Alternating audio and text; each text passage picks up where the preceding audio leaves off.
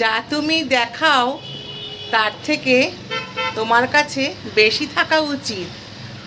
যা তুমি জানো তার থেকে কথা বলা কম বলা উচিত। কিছু কিছু বিষয় আমরা দেখি, এমন কিছু পরিস্থিতি ঘটে, হয়তো পেটে কথা আসছে কিন্তু মুখ থেকে আমরা বার করতে পারি না। আমার মনে হয় পরিবেশ পরিস্থিতি বুঝে কথা বলা উচিত। অনেক কিছু জানার জিনিস অনেক সময় অজানাই রাখা উচিত, কারণ সব জায়গায় সব রকম কথা চলে না। তাই জন্য অনেক কিছু জানা সত্ত্বেও কিন্তু আমাদের কথা কম বলা উচিত। আর বাকি রইল আমার কাছে কি আছে। আমার কাছে যতটুকুই আছে না কেন, আমি কিন্তু কাউকে সেটা দেখাবার চেষ্টা করব না, কারণ মানুষজন যদি বুঝে যায় যে আমার কাছে কি আছে, তাহলে কিন্তু হয়তো কম বেশির মাপকাঠি ওজন করে দাঁড়িপাল্লায় হয়তো সেখানে সম্মানটা একটু হলেও কম বেশি হতে পারে।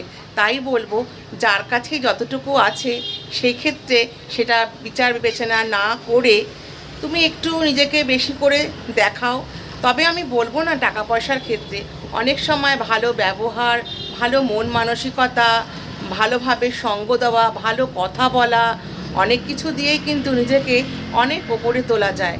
সব সময় যে টাকা পয়সাই ব্যবহার করে নিজেকে জাহির করতে হয় তা কিন্তু নয়।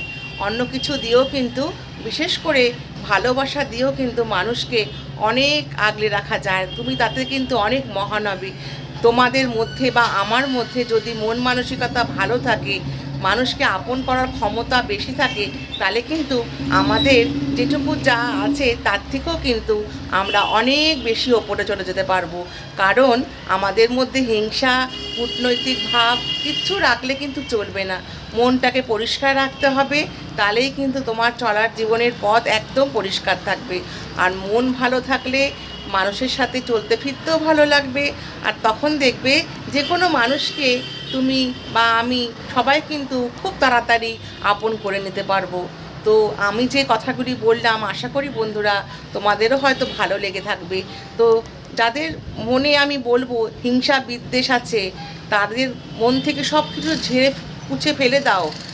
আর নিজেকে ভালো করার জন্য একটু ভালো ব্যবহার, আর কিছু না, ভালো মিষ্টি কথা, ভালো ব্যবহার, মানুষকে আপন করা, এইটাই বলবো। আর অনেক সময় অনেক জিনিস জেনেও কিন্তু সব জায়গায় বেশি কথা বলো না, কারণ এই কথা বেশি বলার জন্যই কিন্তু অনেক সময় অনেক জায়গায় অনেক রকম খারাপ পরিস্থিতির তৈরি হতে পারে। তো যাই হোক, আমার কথাগুলো তোমাদের কেমন লাগলো অবশ্যই জানিও। ভালো লাগলে আবারও কিছু তোমাদের সাথে শেয়ার করব।